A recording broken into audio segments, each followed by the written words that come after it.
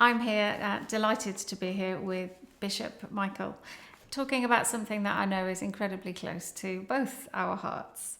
We've been reviewing our work, and I know that you've been very involved in that, which we're really grateful for. But we are delighted to be relaunching with a new name.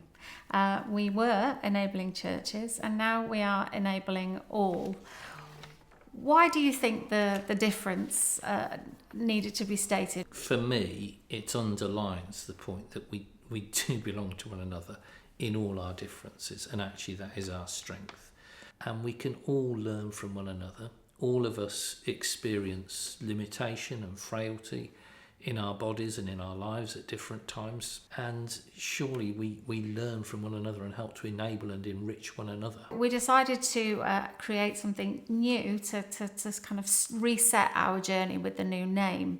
And we've put together something called the Enabling All Awards, which sounds very fancy, but what it is, it's a way for churches and individuals to join a network in order to be able to share what works for you in your place, what doesn't work, what resources have you found helpful. And we are really, really excited about being able to encourage people to start a journey, because small things are actually where quite a lot of change can happen. When people sign up for the Enabling All Awards, they will be given some free training. They'll be kept in touch with regularly, as well as being part of that journey. I know that you're going to be personally signing the certificates. I've been reflecting a bit on what I can do in terms of small steps, because I think a lot of this, as you say, is not just about structural adaptation. It's about how we express ourselves and how we see one another. For example, I have learnt and regularly now, and I say, if you're able, I invite you to stand rather than stand now.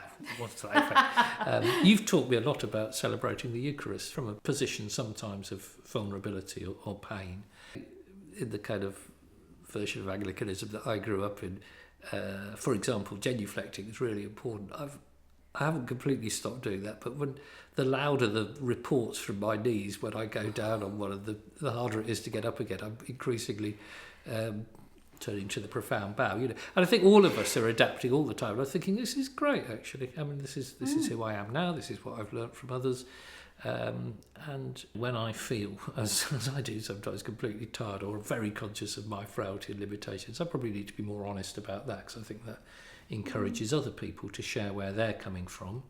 Not all disabilities, of course, are visible. We know that. No. But to have a culture of openness about where disability is present and people are managing it and living with it and learning from that, and also where visible disability, I think to be clear about where that's present too, because we are a very diverse people.